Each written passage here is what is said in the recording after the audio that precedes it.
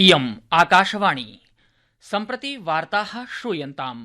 प्रवाचको निक्षितः शास्त्री।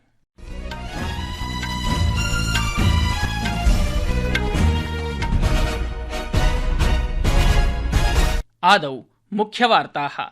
पाकिस्तानेन गतरात्रौ लेहतः सरक्रीक पर्यन्तं 38 स्थानेषु प्रायः 400 ड्रोन यन्त्राणाम् उपयोगेन सूचना संग्रहणस्य दुष्प्रयासः कृतः। भारतीय सेनया एतेभ्यः बहूनि पातितानि। भारतीय सशस्त्र सैन्येन पाकिस्तानद्वारा भारतस्य उत्तर-पश्चिम क्षेत्रयोः कृताः आक्रमणस्य दुष्प्रयासाः गतरात्रौ विफलीकृताः। रक्षामन्त्री राजनाथ सिंहः अद्य नवदिल्ल्याम् उच्चस्तरीय सभायां त्रिभिः सैन्यप्रमुखैः सह सुरक्षास्थितेः समीक्षां कृतवान्। सीमा सुरक्षा बलसैन्येन सम्बा-क्षेत्रे अन्ताराष्ट्रिय सीम्नि सीमोल्लंघन दुष्प्रयासरताः 7 आतंकवादिनः निहताः। सर्वकारेण सर्वाभ्यः वार्तावाहिनीभ्यः प्राविधिक मञ्चेभ्यः जनेभ्यश्च रक्षाकार्याणां सुरक्षाबलानाम् आवागमनस्य च सजव प्रसारणम् अथवा वास्तविकसमये प्रतिवेदनात् दूरमेव स्थातुं परामर्शाः प्रदत्ताः। वर्तमानस्थितिः अभिलक्ष्य भारतीय रेलवे द्वारा जम्मूतः उधमपुरतः च दिल्लीं प्रति विशेष रेलयानानि सञ्चाल्यन्ते। अपि च पाकिस्तानसर्वकारेण एतस्य अन्ताराष्ट्रिय संयोगिनः ऋणार्थं सम्प्रार्थिताः। अथ वार्ताः विस्तरेण। पाकिस्तानेन गतरात्रौ लेहतः सरक्रीक पर्यन्तं 38 स्थानेषु प्रायः 400 ड्रोन यन्त्राणाम् उपयोगेन सूचना संग्रहणस्य दुष्प्रयासः कृतः। भारतीय सशस्त्र सेनया एतेषु बहूनि ड्रोन यन्त्राणि गतिज इति काइनेटिक, अगतिशील इति नॉन काइनेटिक उपायैः पातितानि। नवदिल्ल्यां वार्ताहर सम्मेलने भारतीय सेनायाः कर्नल सोफिया कुरैशी इत्यनया प्रोक्तं यत् पाकिस्तानी सेना सैन्यमूलसंरचनायाः लक्ष्यीकरणस्य अभिप्रायेण सम्पूर्ण पश्चिम सीमायां भारतीय वायुक्षेत्रस्य अनेकवारम् उल्लङ्घनं कृतवती। सा अवदत् न केवलम् एतदेव, ते नियन्त्रणरेखायाः पार्श्वे बृहत् कैलिबर शस्त्राणि अपि प्रक्षिप्तवन्तः। सा अवदत् यत् एतादृशानां बृहत् प्रमाणेन विमानप्रवेशानाम् उद्देश्यं वायुरक्षा प्रणालीनां परीक्षणं, गुप्तचर संग्रहणं चास्तीति। अंतर्राष्ट्रीय सीमा और नियंत्रण रेखा पर लेह से लेकर सरक्रीक तक 36 स्थानों पर 300 से 400 लगभग ड्रोनों का इस्तेमाल घुसपैठ का प्रयास करने के लिए किया गया। भारतीय सशस्त्र बलों ने काइनेटिक व नॉन काइनेटिक साधनों का उपयोग करके इनमें से कई ड्रोन्स को मार गिराया। इतने बड़े पैमाने पर हवाई घुसपैठों का संभावित उद्देश्य वायु रक्षा प्रणालियों का परीक्षण करना और खुफिया जानकारी इकट्ठा करना था। भारतीय सशस्त्र सैन्येन पाकिस्तानद्वारा भारतस्य उत्तर-पश्चिम क्षेत्रयोः कृताः आक्रमणस्य दुष्प्रयासाः गतरात्रौ विफलीकृताः। समग्र रक्षा विभाग मुख्यालयद्वारा प्रदत्तसूचनानुसारं पाकिस्तानेन भारतीय सैन्यस्थानकानि अभिलक्ष्य जम्मू, उधमपुर, पठानकोटानाम् उपरि तथा च अन्ताराष्ट्रिय सीम्नः निकटवर्तिनां क्षेत्राणाम् उपरि आक्रमणस्य दुष्प्रयासाः विहिताः। तत्रैव भारतीय सैन्येन सर्वे ईदृशाः आक्रमणप्रयासाः पूर्णतया विफलीकृताः। एतदन्तर्गतं कापि प्राणहानिः न सञ्जाता। पाकिस्तानेन 8 प्रक्षेपकास्त्राणि जम्मू काश्मीर क्षेत्रयोः सतवारी, सम्बा, RS-पुरा, अर्निया इत्येतानि अभिलक्ष्य प्रक्षेपितानि आसन्। वायव्य रक्षाप्रणाल्या एतानि सर्वाणि वायौ एव नष्टीकृतानि। तत्रैव सीमा सुरक्षा बल सैन्येन सम्बा क्षेत्रे अन्ताराष्ट्रिय सीम्नि सीमोल्लंघन दुष्प्रयासरताः 7 आतंकवादिनः निहताः। अयम् उल्लंघन दुष्प्रयासः निदर्शन प्रणाल्या अवलोकितः तथा च सैन्येन पूर्णतया विफलीकृतः। अस्मिन् दुष्प्रयासे पाकिस्तान सैन्यम् आतंकवादिनां साहाय्यं गुलिकाचालनद्वारा कुर्वदासीत्। भारतीय सैन्येन पाकिस्तान सैन्यस्य धनधार स्थानकस्य महती हानि कृता। विदेश सचिवः विक्रम मिस्त्री ह्यः उक्तवान् यत् भारतं विषयं प्रसारयितुं नैच्छति। भारतेन केवलम् आतंकवादिनां स्थानानि एव नष्टीकृतानि। विंग कमाण्डर व्योमिका सिंह इत्यनया उक्तं यत् भारतं तदेव विषयं न प्रसारयिष्यति यदा पाकिस्तानमपि एतत् सम्मानयति।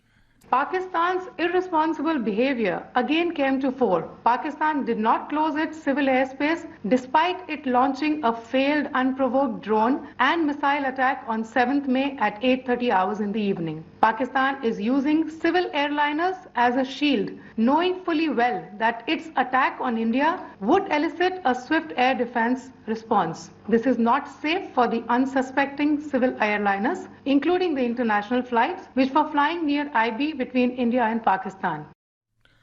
रक्षामन्त्रिणः राजनाथसिंहस्य अध्यक्षतायाम् अद्य नवदिल्ल्याम् उच्चस्तरीय सभायां पश्चिमीय सीमायाः सुरक्षास्थितेः समीक्षा कृता। भारतीय सशस्त्रसेनायाः परिचालनसज्जतायाश्च समीक्षा त्रिभिः सैन्यप्रमुखैः सह जाता।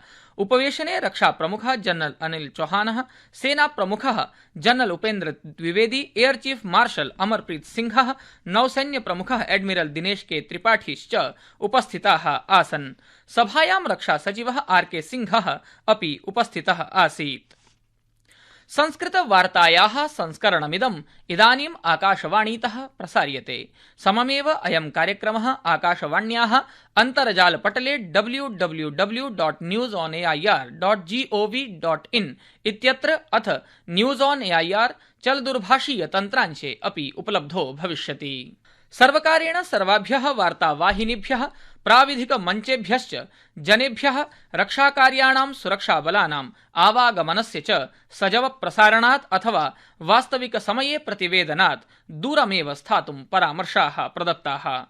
सामाजिक पटलीयैकस्मिन् सन्देशे रक्षामन्त्रालयेन सूचना प्रसारण मन्त्रालयस्य पूर्ववृत्तपत्रस्य उद्धरणं प्रदत्ता उक्तं यत् एतादृशीनां संवेदनशीलानां स्रोताधारित सूचनानां प्रकटीकरणेन परिचालन प्रभावशीलतायां समावहनं भवितुं शक्नोति, जनजीवन हानिरपि भवितुं शक्नोति।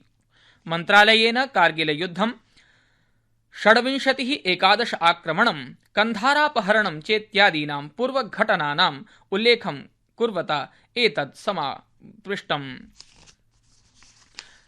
वर्तमानस्थितिः अभिलक्ष्य भारतीय रेलवे द्वारा जम्मूतः उधमपुरतश्च दिल्लीं प्रति विशेष रेलयानानि सञ्चाल्यन्ते।